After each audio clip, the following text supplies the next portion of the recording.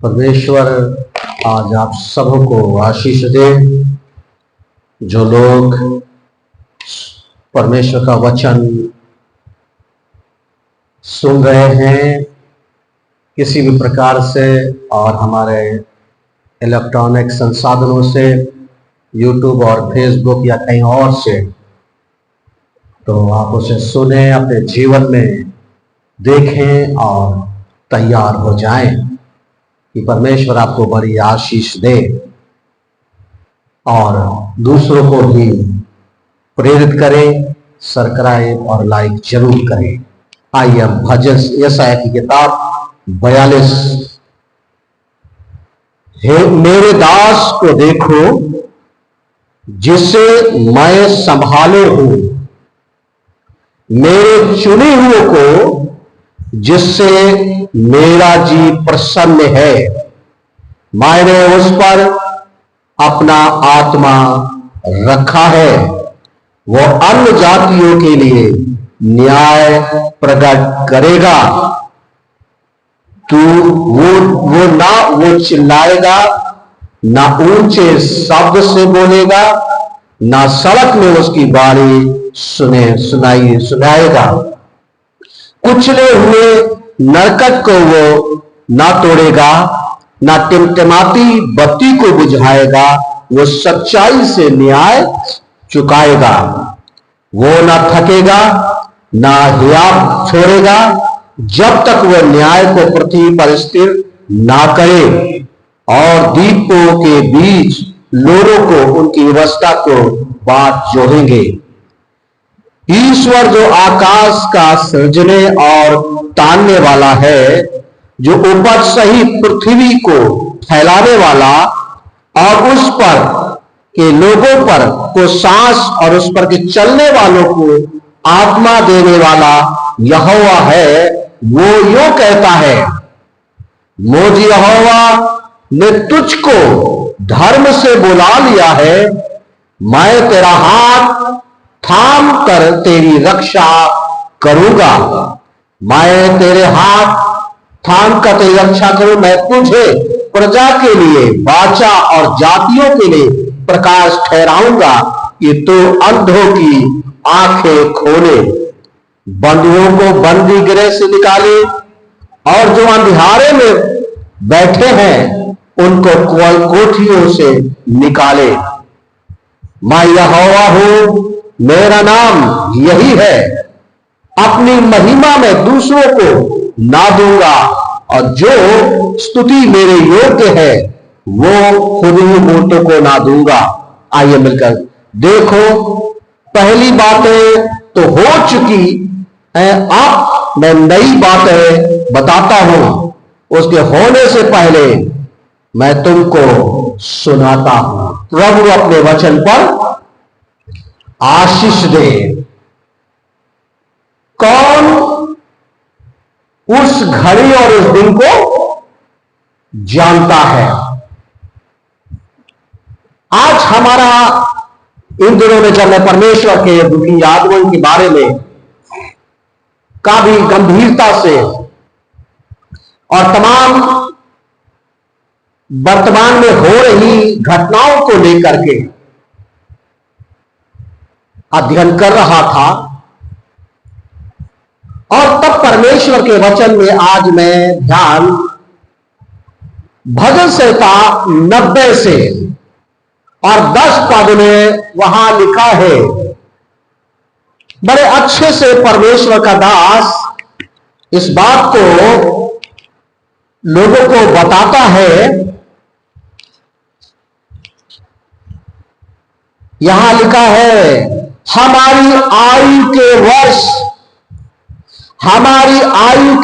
70 तो होते हैं, और चाहे बल के कारण 80 भी हो जाए, तो भी उनका घमंड केवल कष्ट और शोक है, क्योंकि वो जल कट जाती है और हम जाते रहते हैं। हमारी उम्र 80 से पार भी चली जाए, ये कोई घमंड का विषय नहीं है, केवल दुख और कष्ट है। कभी शारीरिक कष्ट है, कभी आर्थिक कष्ट है, कभी पारिवारिक कष्ट है, कभी सामाजिक कष्ट है, कभी राजनीतिक कष्ट है, कभी शासनिक कष्ट है, कभी प्रशासनिक कष्ट है, कभी प्राकृतिक कष्ट है। नाना प्रकार से जीवन में केवल एक ही बात है, कष्ट और दुख। परंतु परमेश्वर का वचन कहता है हम वो है जो मिट जाते हैं। हम यहां ऐसे लोग हैं जो संसार में मिट जाते हैं। कोई नहीं कह सकता है कि हम यहां हमेशा रहेंगे। यूहन्ना की पत्री, पहला यूहन्ना की पत्री और दूसरा अध्याय और 15 पद, वहां बड़े अच्छे से परमेश्वर का दास इस बात को लोगों से कहता है।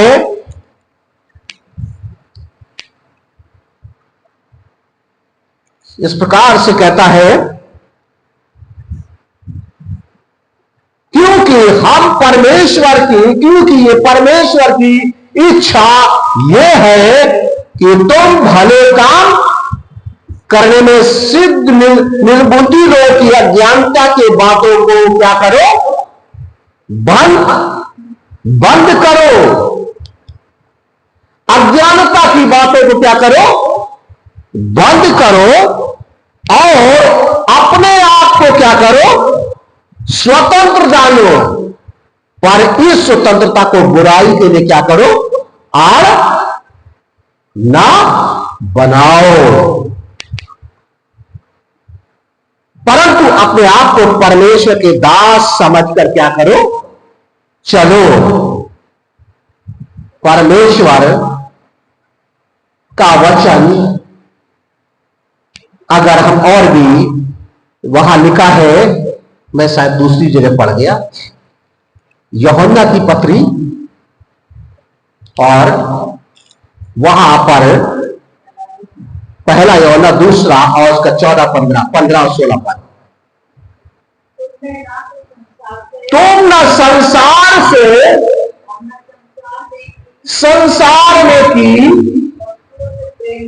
संसार में की वस्तुओं से क्या करो, प्रेम। हम मिटने वाले लोग इतने संसार में रहते हैं जहां हमारी केवल एक सीमाएं बांधी गई हैं और उस सीमाओं में परमेश्वर का वचन कहता है तुम संसार और संसार की वस्तुओं से क्या करो, प्रेम ना रखो।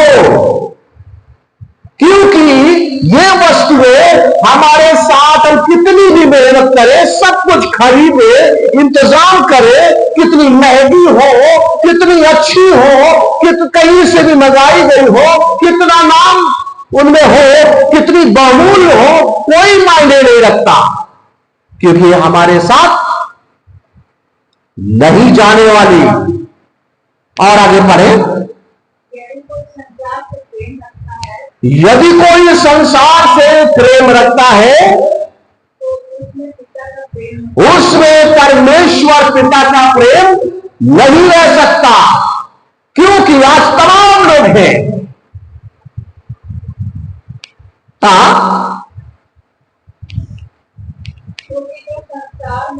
क्योंकि जो संसार में है, शरीर की अभिलाषा, आंखों की अभिलाषा, जीविका का घमंड, ये सब चीजें परमेश्वर की ओर से नहीं है। और जो चीज परमेश्वर की ओर से नहीं है वो चीज हमारे साथ कभी भी साथ नहीं निभा सकते।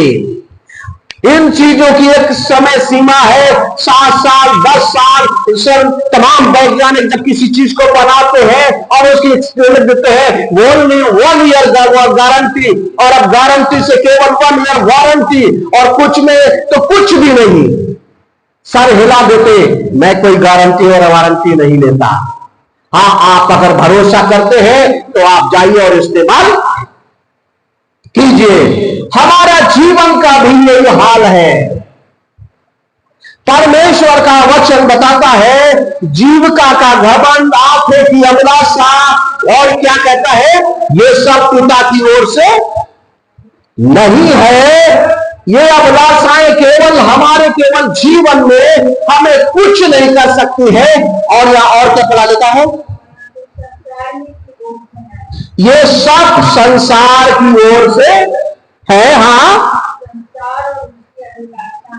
ये संसार और उसकी अभिलाषाएं दोनों को क्या करना है, हमें जब मिट जाने वाली है तो अपने जीवन में, अपने मन में, अपने हृदय में इन्हें रखने की जरूरत नहीं है। और जब तक ये रहेंगी तब तक हमारी खुशियां छीनेंगी, हमारी शांति छीन लेंगी, हमारा अपनापन छीन लेंगी।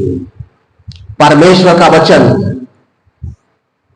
हमारा इस बात के लिए, बाइबल में एक बात मरकुस के 8 और 36 और 37 पद में लिखी है, मनुष्य सारे संसार को प्राप्त कर ले, मनुष्य सारे संसार को प्राप्त कर ले, सारी वस्तुओं को प्राप्त कर ले, लेकिन अगर उसका प्राण ही न रहे तो किस काम। जिसके लिए इतनी वो बुराई करता है, इतना परिश्रम करता है, इतने तरीके लगाता है, हर आंकड़े लगा करके, और इसके बाद बाइबल कहती है अगर वो ना रहे तो किस बात, क्या फायदा। परमेश्वर का वचन एक बात कहता है, प्राणों को हम परमेश्वर का कुछ देंगे तो वो है हमारे प्राण, क्योंकि परमेश्वर ने दिया है और परमेश्वर ही लेगा। मैं परमेश्वर के वचन में तमाम घटनाओं को आज इस दुनिया में घटते देख रहे हैं। लोग पेड़ लगा रहे हैं, लेन देन कर रहे हैं, विवाह शादियां हो रही हैं, ये सारी घटनाएं, लड़ाइयां हो रही हैं, महामारियां फैल रही हैं, और भी बहुत सारी बातें हमें चारों तरफ सुनाई देती हैं। लोगों को भटकाया और भरमाया जा रहा है। आपसी तमाम तरीके की बैर और वैमनस्यता, तमाम प्रकार की अधर्म, जो सुनने और समझने में, जो सुन करके मन को ठेस, बहुत दुख होता है।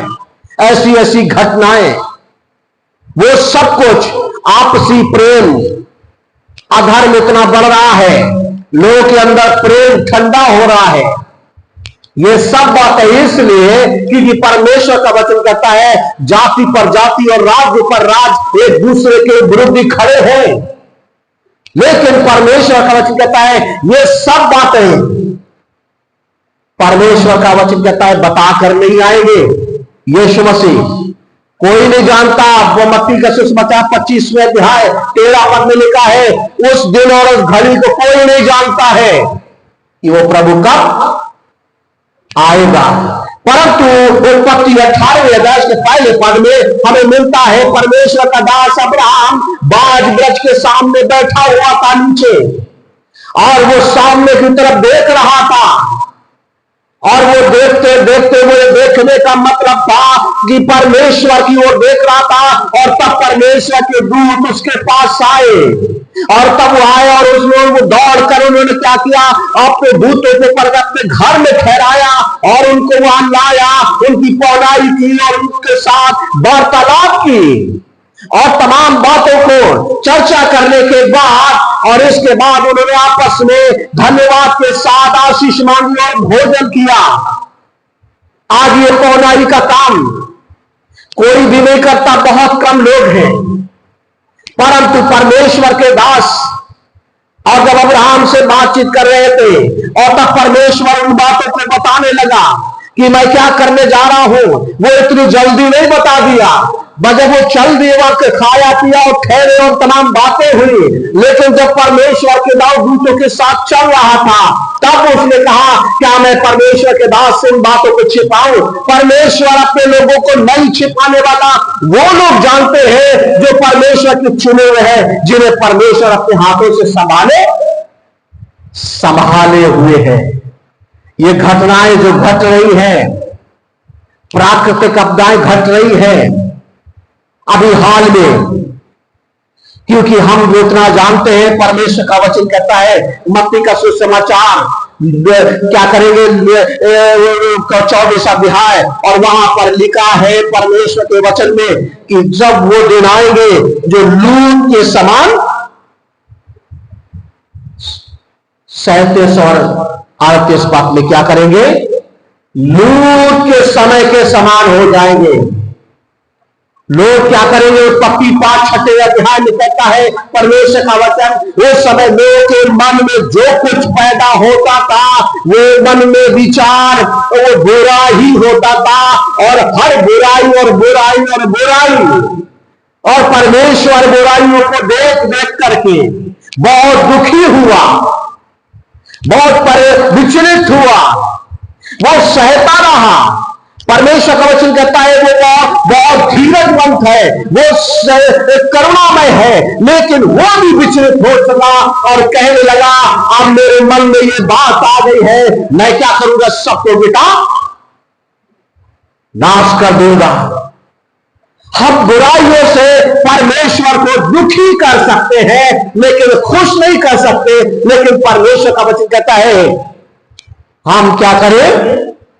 परमेश्वर चाहता है कि हम इस पृथ्वी पर इसलिए है क्योंकि लोग के दिन के समान होंगे। लोग विश्वास नहीं करेंगे, लोग विश्वास नहीं करेंगे। हमें मालूम है कि हम इस बात के लिए कि हाँ अमेरिका है, हम विश्वास करते हैं, हम विश्वास करते हैं कि हमारा देश है, हम विश्वास करते हैं।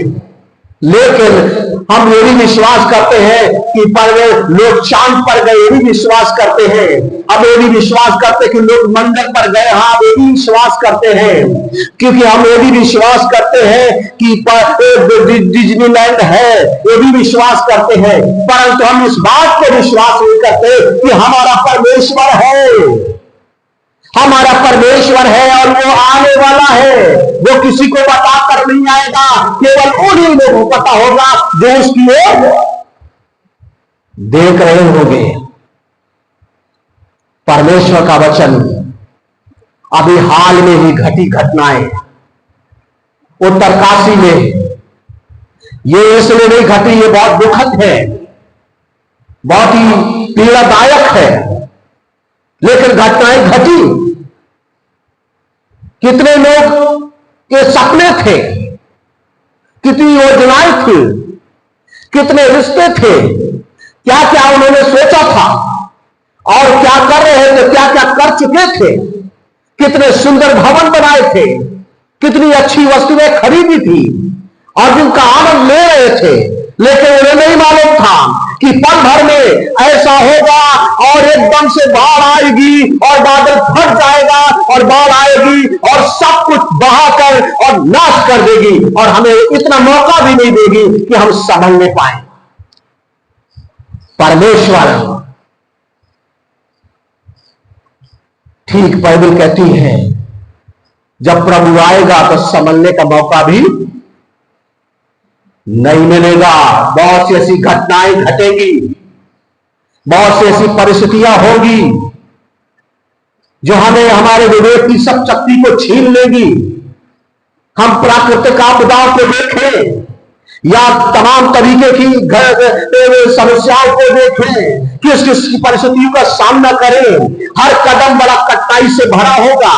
बाइबल कहती है पृथ्वी मचान के समान ढेर नहीं होगी और अचानक बादलों पर एक चिन्ह दिखाई देगा, अचानक बादलों पर एक चिन्ह दिखाई देगा और लोग तब छाती पीटने लगेंगे।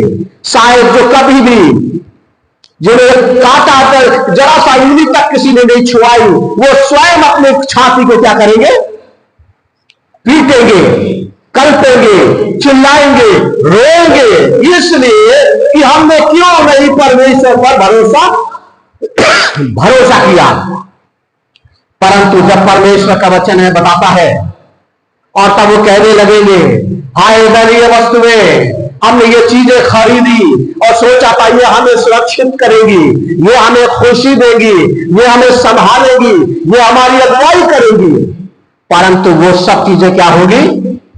कोई काम नहीं आएगी। ये सारा करता है, वो फेंकने लगेंगे, तुम हट जाओ, और छछूतरों के सामने फेंकेंगे, तुम मेरे किस काम के हो, तुमसे मुझे मेरे कोई फायदा नहीं है, ओ परमेश्वर। और परमेश्वर का वचन कहता है, वो कहेगा मैं तुम्हें नहीं जानता, मैं तुम्हें नहीं जानता। इसलिए परमेश्वर का वचन हमें बड़े ही अद्भुत ढंग से बातचीत करता है। यशायाह की किताब अभी हम पढ़ रहे थे, और वहां पर परमेश्वर के वचन में, देखो जिसे मैं संभाले हूं, देखो परमेश्वर का वचन कहता, जिसे मैं संभाले हूं, देखो आज तुम्हें कौन संभाले हुए है, कौन सी ऐसी जंजीर है जिन्होंने तुम्हें जकड़ रखा है, कहीं ऐसा ना हो कि तुम फिसलने वाले जगह पर हो और तुम बर्बाद। परमेश्वर नूह के समय जैसी बुराइयां थी, लोगों के मन में विचार जो कुछ पैदा होता था तो वो बुरा ही होता था। आज जो कुछ भी हो रहा है वर्तमान संसार में, सब कुछ ठीक नूह की तरीके से हो रहा है। और नूह के समय में लिखा है, वहां पर 37 औरतें पकड़ा लिखा है, उन्हें जब तक बहा नहीं ले गया, बर्बादी में नहीं चले गए, दुर्गत में नहीं चले गए, समस्या में जब डूबने नहीं लगे, तब तक उनके मुंह से चिल्लाहट नहीं निकली। और जब चिल्लाहट निकली तो कोई उनकी सुनने वाला नहीं था। कह रहे थे, नूह मेरे लिए दरवाजा खोल दो। और नूह ने कहा, मैं कैसे खोल सकता हूं, मेरे पास उसकी चाबी नहीं है, वो तो परमेश्वर ने बंद कर दिया। जिस दिन परमेश्वर अपने योजना को बंद कर देगा, तब दुनिया की कोई भी ताकत उसे खोल। आज हम कह सकते हैं, मेरे बीजों बड़े विश्वास के साथ, बुराइयों को और समस्याओं को और तमाम अशांति को परमेश्वर का वचन दुनिया से बदलाहट ला सकता है। किसी का धर्म किसी को कोई नहीं बचा सकता है, किसी की धार्मिकता किसी को नहीं बचा सकती है, किसी को कुछ नहीं कर सकता है। लेकिन अगर है कोई तो वो परमेश्वर है, जो परिश्रम के जीवन को, सोच को, विचारों को, कार्यों को, सब कुछ क्या कर देता है, बदलता है। और वही है जो हमारे जीवनों में खुशी लाता है, आनंद लाता है। क्योंकि 4 पद में लिखा है, वो ना थकेगा, सब थक जाएंगे। हम कितने भी लंबी आज यात्रा पैरों को पैदल चलकर नहीं करते हैं, लेकिन अगर तमाम गाड़ियों को चला करके करते हैं, लेकिन 100 किलोमीटर 200 किलोमीटर के बाद और फिर कहते हैं हम थक गए। कुछ देर रोक लेते हैं और किसी ढाबे पर खड़े होकर के आराम कर लेते हैं, कुछ पल बैठ करके चाय पर नाश्ता कर लेते हैं, हम थक जाते हैं। लेकिन बाइबल कहती है वो नहीं थकेगा, वो नहीं सिरमित होगा। और जो परमेश्वर का वचन कहता है, जो उस पर भरोसा रखेगा वो भी ऐसा ही होगा। हाँ, आगे पढ़ने वाली लिखा है, और ना हियाव छोड़ेगा। सबके हियाव टूट जाएंगे। जब हियाव टूट जाता है तब इंसान अपने माथा टूटता है, पर जब तक हियाव है तब तक वो सीधा खड़ा रहता है। यही परमेश्वर का वचन कहता है दूसरे पद में, वो ना टिमटिमाती हुई चिल्लाएगा और ना ऊंचे शब्द से बोलेगा, और ना टिमटिमाती सड़क में और उसकी बारी सुनाई देगी, और ना टिमटिमाती बत्ती को वो क्या करेगा, बुझाएगा, सब कुछ न्याय करेगा। हमें संसार में अब कुछ भी ऐसा कुछ नहीं है कि जो कुछ बाइबल कहती है तुरंत दूसरा करती 5वां अध्याय और वहां पर लिखा है 10वें पद में हर एक का काम, हर एक का जीवन, हर एक की गुप्त बातें परमेश्वर के पुत्र यीशु मसीह के न्याय सिंहासन के सामने सबकी खुल जाएगी। चाहे वो धर्मी हो, चाहे अधर्मी हो, चाहे क्रिश्चियन हो, चाहे हिंदू हो, चाहे मुस्लिम हो, चाहे सिख हो, चाहे यहूदी हो, दुनिया का कोई भी इंसान क्यों हो, हर एक की क्या करेंगे, खुल जाएगी। क्योंकि बाइबल कहती है इब्रानियों किताब 9:27 पद में हर एक व्यक्ति का मरना और न्याय का होना। प्रभु यीशु मसीह प्रेम दिखाने नहीं आएगा, प्रभु यीशु मसीह न्याय के लिए।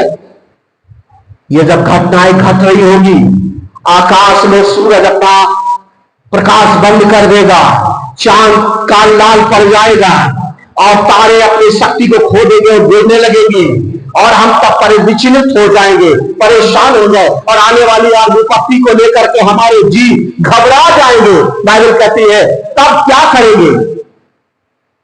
जो तमाम लेन देन, तमाम तरीके के आज जो सब कुछ कर रहे हैं, ऐसा ऐसा तमाम चीजें दिखाई दे रही है, ये सब काम, लेकिन एक ही बात है कि धन्य है वो जो परमेश्वर की इच्छा पर चलता है, और धन्य है वो व्यक्ति जो परमेश्वर की इच्छा पर चलता है। परमेश्वर की इच्छा को जानने के लिए परमेश्वर ने मनुष्य के पास तमाम संसाधन उपलब्ध कराए कि लोग समझे, परंतु आज लोग समझना नहीं चाहते हैं। हर कोई अपनी अपनी मर्जी, अपने अपने रंग थोपने का प्रयत्न करता है। परमेश्वर, मैं एक कहानी, एक बात को पर सुन रहा था। हमारा परमेश्वर हमसे प्रेम करता है, इसलिए वो कहता है इसलिए वो आने वाला है, परंतु इसलिए वो नहीं चाहता कि कोई नाश हो, वो नहीं चाहता कोई नाश हो, वो चाहता है सबका उद्धार हो जाए, हर किसी का उद्धार हो जाए, हर एक व्यक्ति का। और उद्धार के लिए ही आज हम तमाम दुनियावी चीजों में उद्धार समझते हैं, परंतु परमेश्वर का वचन कहता है उद्धार का मतलब है लोग बुराई से फिर जाए, पाप से फिर जाए, क्योंकि हम सब ने पाप किया है, हम सब ने पाप किया है और हम सबको देखना है क्या हम परमेश्वर के उपस्थिति में जाने के योग्य है या नहीं है। क्योंकि बाइबल कहती है, जब हम पढ़ रहे थे, वो कहता मैं किसी ऐसी वस्तु को क्या करूंगा, महिमा, मैं किसी दूसरे को महिमा नहीं दूंगा, मैं किसी और को महिमा नहीं दूंगा। परमेश्वर केवल एक ही चाहता है कि लोग परमेश्वर की महिमा परमेश्वर को दें। क्योंकि हम संसार में क्या करें, हर चीज खरीद सकते हैं, लेकिन प्राण को अगर खो दिया तो वो चीजें हमारे लिए कोई मायने नहीं रखती है। परमेश्वर चाहता है कि हमारे पास हमारा प्राण रहे और जब हम जाएं तो हम कहें परमेश्वर ये प्राण तूने दिया था, ये तेरा ही है। हम परमेश्वर का वचन कहता है, आज हमें ये जो परमेश्वर का वचन हमें जो हमारे उससे हमारे वर्ष, हमारे दिन, हमारे महीने भले ही हो लेकिन दुख और कष्ट हैं, लेकिन ऐसा 42:6 पर कहता है यहोवा ने मुझको क्या कर लिया है, बुला लिया है, मेरा हाथ थाम लिया है और मेरी रक्षा का वायदा किया है, इसलिए क्या करेगा, मैं अपनी जब क्या करूंगा, प्रतिज्ञा और वाचा का कारण प्रकाश ठहराऊंगा, ताकि इस प्रकाश के द्वारा से तमाम वो अंधकार में बैठे लोग भी ज्योति में आ जाएं। लेकिन जब अवसर निकल जाए तो फिर कोई काम। अब्राहम खड़ा होकर के परमेश्वर के सामने कई बार प्रार्थना किया, हे परमेश्वर, क्या तुम आ जा रहा है? और जब उसे पता चला और वो दर्द से कड़ा उठा और प्रार्थना करने लगा, हे परमेश्वर, वहां अगर 50 लोग मिल जाए तो क्या तू नाश कर देगा? परमेश्वर बोला नहीं। उसने फिर कहा, उसने कहा परमेश्वर, यदि 40 मिल जाए, और उसने कहा नहीं। वो 30 मिल जाए, उसने कहा नहीं। उसने कहा 20 मिल जाए, उसने कहा नहीं। उसने कहा 10 मिल जाए, और इसके बाद परमेश्वर का दास बोला, तेरी इच्छा, जैसा तू चाहता है वैसा कर, मैं कुछ नहीं कह सकता। जब वहां इतने भी नहीं है, आज जो परिस्थितियां, जो घटनाएं, भूकंप आ रहे हैं, महामारियां फैल रही हैं, लड़ाइयां हो रही हैं, भ्रमित करने वाली बातें जो चुने वो को भी भटका रही हैं, तमाम परिस्थितियां आपसी वैमनस्यता पैदा कर रही हैं, लेकिन ये सब बातें, जो घटनाएं, चाहे जो कुछ भी हो, याद रखें, परमेश्वर का वचन कहता है, कुछ भी हो, यदि आपका प्राण ही ना हो तो कुछ भी मायने। हमारा प्राण, हमें अपने प्राणों को बचाना है, अपने प्राणों को, और वो है परमेश्वर का वचन कहता है, यीशु मसीह में धीरज से अपने प्राणों को क्या करोगे? बचा। सब तुम्हारा सब कुछ छीन लेंगे, सब कुछ छीन लेंगे, लेकिन द्वितीय आगमन परमेश्वर का वचन हमें बताता है, वो सब बातें, और आने वाले दिनों में और कुछ, बहुत कुछ होने वाला है। प्रभु आने वाला है, आने से पहले हम अपने आप को छिपा नहीं पाएंगे, सब कुछ परमेश्वर के सामने खुलेगा। इससे पहले कि वो खुले और हमको उठा, हमको कहे, इनको न्याय करे और कहे इन्हें विनाश में डाल दो, और इन्हें डाल दो, और इन्हें डाल दो, और सब कुछ जिस तरीके से सदोम और अमोरा नाश कर दिए गए, हम भी नाश किए जाएं। इससे पहले परमेश्वर चाहता है कि हम अपने जीवन में झांके और परखें, हमें कौन कौन सी बुराइयां हैं, हमें कौन कौन से घमंड का कौन ऐसा कारण है जो हमारे जीवन को बर्बाद कर रहा है। क्या परमेश्वर से हमारी मुलाकात है? क्या हम परमेश्वर को पहचानते हैं? क्या परमेश्वर के सामने हमारे प्राण सुरक्षित है? यदि नहीं तो आज और अभी हम अपने आप को तैयार करें। अब्राहम तैयार था, परमेश्वर की ओर देख रहा था, परमेश्वर उसके निकट आए, आपके पास भी आएंगे। प्रभु आपको आशीष। आइए प्रार्थना विषय, जीवित परमेश्वर पिता यीशु मसीह, हम धन्यवाद देते हैं आज के सुंदर प्रभु जी, आपके वचन के लिए। ये इसलिए कि प्रभु के लोग तेरे वचन को सुने, उनके कान खुल जाएं, उनकी आंखों में रोशनी आ जाए और वो देख पाए और अपने जीवन को बदल दे, अपनी बुराई को छोड़ दे और परमेश्वर तेरे प्रेम को समझ सके और आपसी प्रेम में, ओ प्रभु जी, ताकि हम एक दूसरे के साथ आपकी महिमा कार्य बने। हम दुआ करते पिता परमेश्वर, जो आज तमाम प्रकार की परिस्थितियां, तमाम बातें, सब कुछ चेतावनी दे रही है, ये इस बात के लिए कि तुम्हें समय नहीं आएगा कि तुम समझ पाओ। ऐसे स्थिति में ये घटनाएं इस बात के लिए प्रेरित कर रही है कि तुम तैयार रहो, जागते रहो, प्रार्थना करते रहो, सजग रहो, ताकि जब ऐसी परिस्थितियां आए तो तुम अपने आप को तैयार, सुरक्षित पाओ, तुम्हारे प्राण सुरक्षित रहे, तुम्हारे जीवन सुरक्षित रहे, तुम्हारा भविष्य सुरक्षित रहे, तुम्हारे सब कुछ, ताकि जब परमेश्वर तुम्हारे सामने हो और हम कह सके, परमेश्वर ये तेरी महिमा, मैं तुझे अपने जीवन को देता हूं। हालेलुया। प्रभु इस समय कोई परेशानी में, दुख में, निराशा में, समस्याओं में और बहुत सारी परिस्थिति में है, प्रभु अपने वचन के अनुसार हर एक को आशीषित करे, सामर्थ्य दे, एक अच्छी अगुवाई दे, ताकि वो सब परिवर्तन बाहर निकले और तुझे महिमा दे। धन्यवाद स्तुति तुझको देते हुए प्रार्थना यीशु क्रिस्त के नाम में, आमीन। प्रभु आशीष।